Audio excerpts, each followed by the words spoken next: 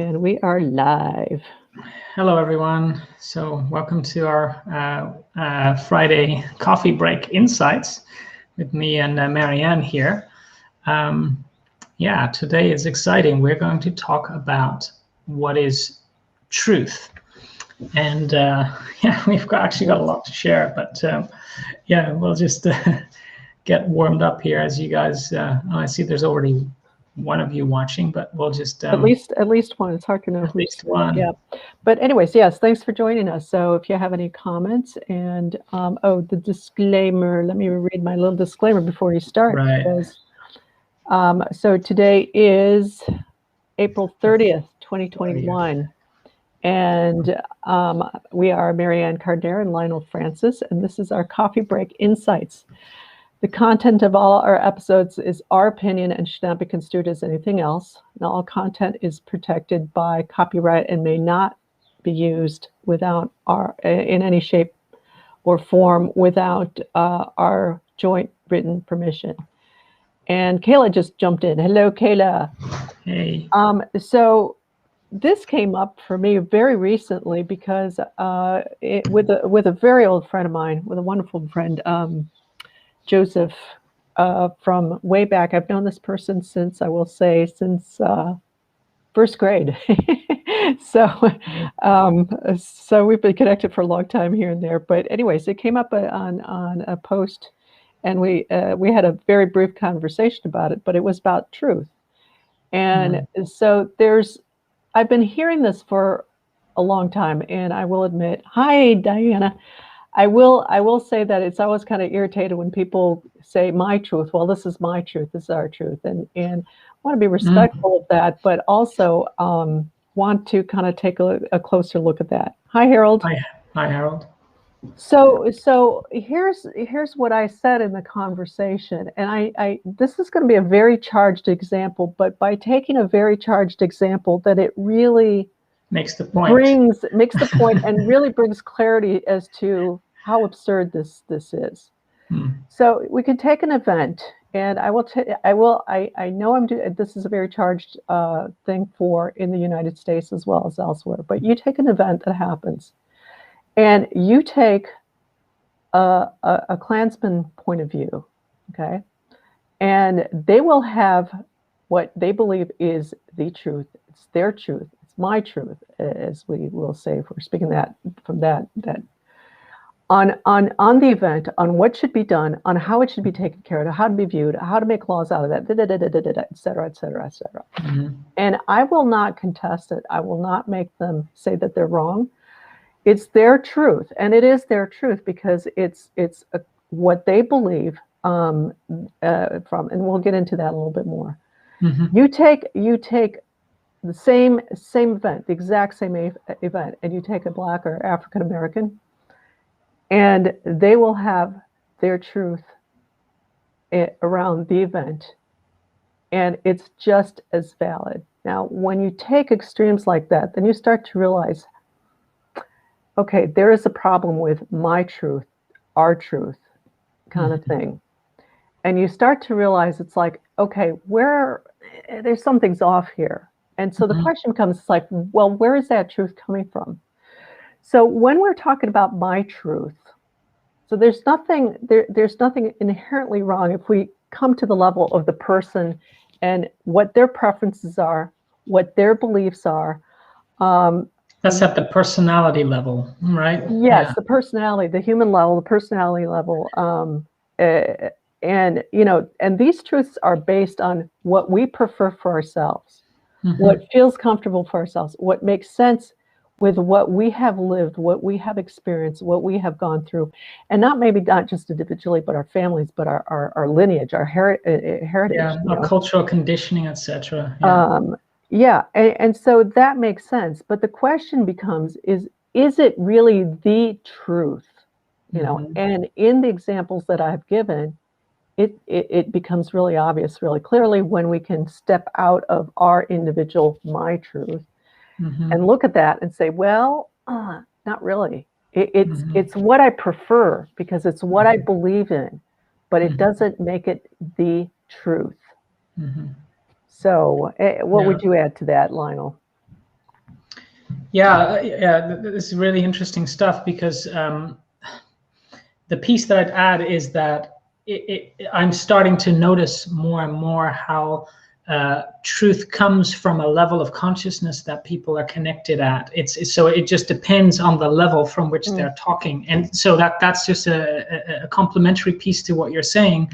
So it really is, and in our society, very often people, I mean, it's like we haven't been educated to go through a process of awakening, to come to a very pure place where we can realize a much higher level of truth that applies in the same circumstances where we may fill it in with our personal truth that you're describing, Marianne. So that's kind of what I have to say about it. But so it comes down to the same thing. Is like, what's that? And I've always been on the lookout, or in the search for that. Like, what's that higher level truth? Because surely when there's conflicting truths and there's all kinds of different opinions, there must be something that universally binds all of it together from a higher level. But so that kind of coincides with what you're saying. But I find it a really interesting talk, and I hope you guys are enjoying this too, that we're talking about this, because it's so important. Because when you can look at things from both the human preference level that Marianne was describing, but also see that there's actually a higher truth available, then you really start to open up to the possibilities. That's what's coming to me to share about that. So right, and you kind of I can't remember exactly how you said it, but you threw in something that what it brings to mind to me is that what we consider to be true is time bound, and what I mean by that is that it's comes at a certain point in time. And an example of that is in the States, at least, there's a lot of states where it is illegal for gays to be married. Okay, because that is not, and this is, and law is a very charged issue, right? Yeah, and another charged issue, but law is considered to be based on truth. So we look at this in a lot of states, this law of, well, no, it's illegal for gays to be, at one time it was illegal for blacks and whites to be married. Yeah. And then we went through court cases and, and all that, and that got changed. And so at some point in the future, it's obvious to me, at least, that that will be obsolete. So that truth becomes obsolete. Yeah. So there's an issue there. And so, another thing that comes to mind as you were talking is like, okay, there's the human level truth. And then the higher truth that we want to get to is that higher, and some people might say spiritual truth. Okay. And they say, well, it comes from God. Okay. It comes from God. Good. Good point. But here's the issue. It's like people will base their truth on the Bible. And the Bible has a lot of excellent teachings. But also, the Bible was written by humans that were around the time of Jesus and got to know him, got to start to work with his teachings. But there's a lot of bias in the Bible as well, because it's written from the human level. It's written from the human perspective. And so, how do we get to that higher truth, that highest truth? And what does it mean exactly to be at the highest truth? Yeah, so Deanna has a nice answer here. Is the higher truth is timeless, and I think she means unchangeable. Unchangeable. Yes. Yeah. Yeah. So very nice. Very nice point. Timeless. Because it's always timeless, because it is always applicable. It's universally applicable, and it's when you stand in that truth, it will always be strong. And that's because it doesn't fall apart, because it's timeless. So that's unchangeable. Yes, unchangeable. Yeah, and it's that thing where timeless, because it's true now, it's true in the future, it's true from in the past.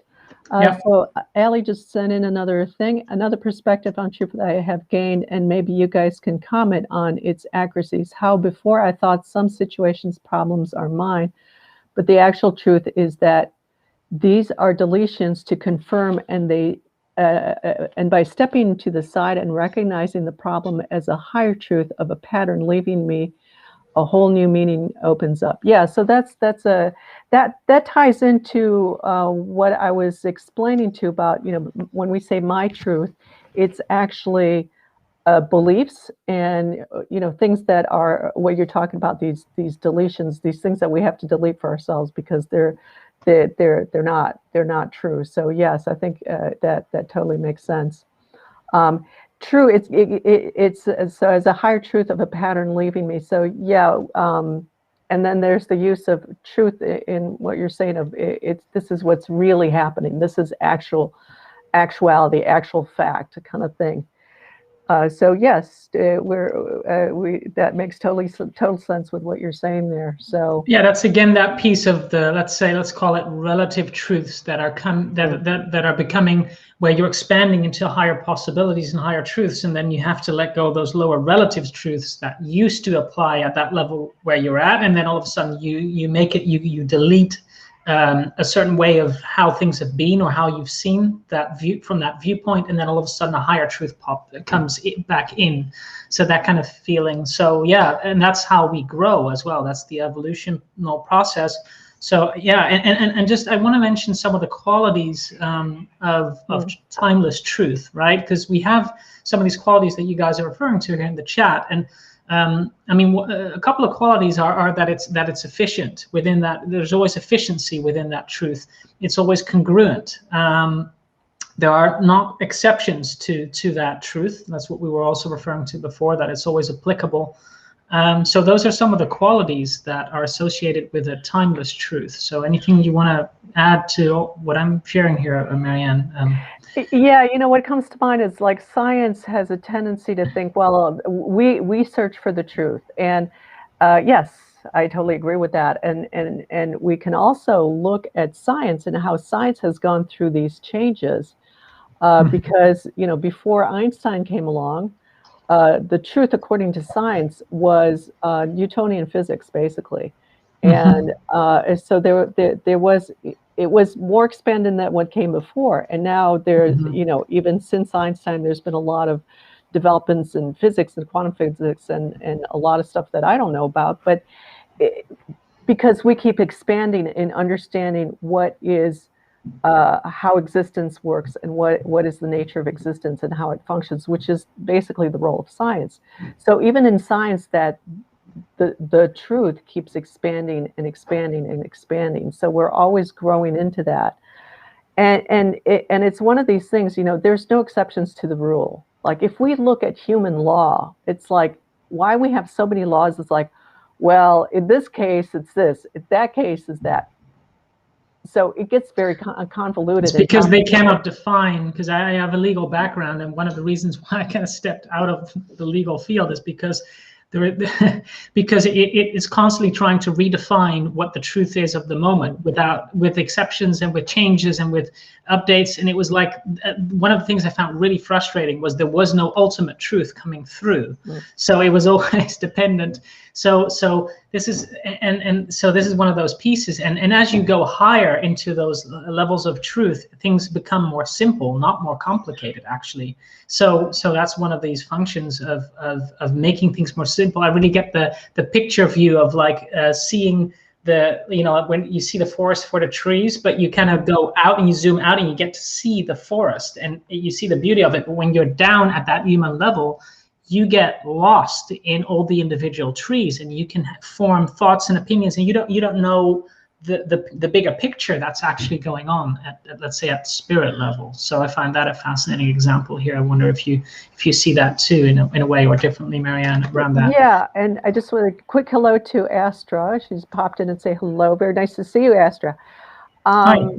And yeah, that's a really nice way of seeing it. And so the truth becomes when you pull out. So pulling out is kind of an analogy for coming out of the human level into the higher truth of who we are, which is not human. We're way beyond human, and we are this individuation of pure source. And as we filter down, we come filter through and down to the human level. So a lot of the laws that we're functioning under are at the level of in the middle of the forest with the tree right in front of you, like smack in front of your face, And as you pull further away from the, grow and shift and develop in that awareness of who you really are, who we truly are at spirit level.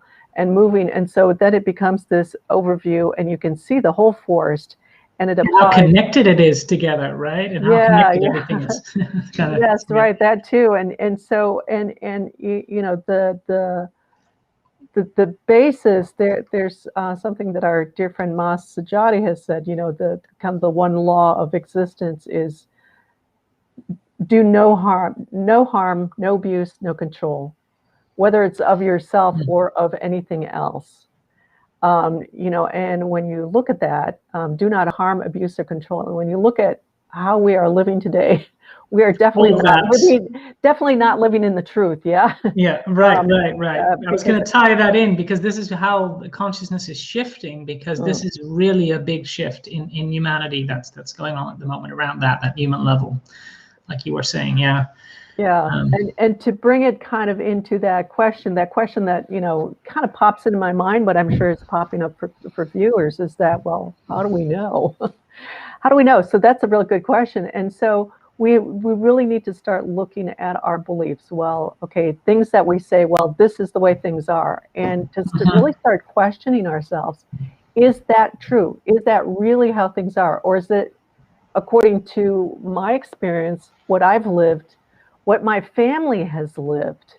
Because we inherit all these things from our lineage, from the stories that we've heard from our families about life before, et cetera, and family lineage, you know, all the way down. It comes through our DNA that way. It comes through our spiritual DNA, through all the things that our spirits have experienced, whether we're aware of it or not.